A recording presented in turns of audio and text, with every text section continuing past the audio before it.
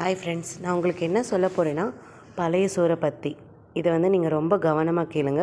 இது ரொம்ப ஹெல்த்துக்கு ரொம்ப நல்லது. நம்ம பழைய சோறை இப்போ பார்த்திங்கன்னா நிறைய பேர் தண்ணி ஊற்றி வச்சு குடித்தா சளி பிடிச்சிக்குது, எனக்கு ஈரம் அப்படின்னு சொல்கிறீங்க. கண்டிப்பாக கிடையாது.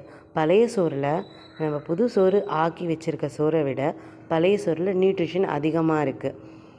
எப்படின்னா, இப்போ நம்ம ஒரு 100 கிராம்ஸ் புது சோறு எடுக்கிறோன்னு வச்சுக்கோங்களேன், செஞ்ச சாப்பாடு, அதில் 4 கிராம் அயன் இருக்குன்னா அதே பழைய சோறில் 100 கிராம் அயனாக இருக்குமா. நம்ம நைட்டில் அதை வைக்கிறனால அதனுடைய நியூட்ரிஷன் லெவல் அதிகமாகும். இது சயின்டிஃபிக்காக கண்டுபிடிச்சிருக்க உண்மை. அதுவும் இல்லாமல் நம்ம வீட்டில் நிறைய பேருக்கு ஹீமோக்ளோபின் கம்மியாக இருக்கும். நம்ம அம்மா அப்பாவுக்கு அவங்கள கண்டிப்பாக பழைய சோறு எடுக்க சொல்லுங்கள்.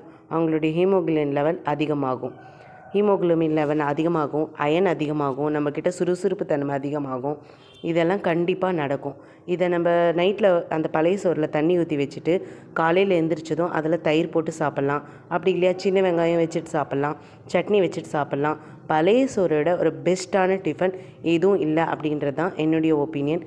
கண்டிப்பாக எல்லோரும் பழைய சோறு எடுத்துக்கோங்க, ஹெல்த்தியாக இருக்கலாம்.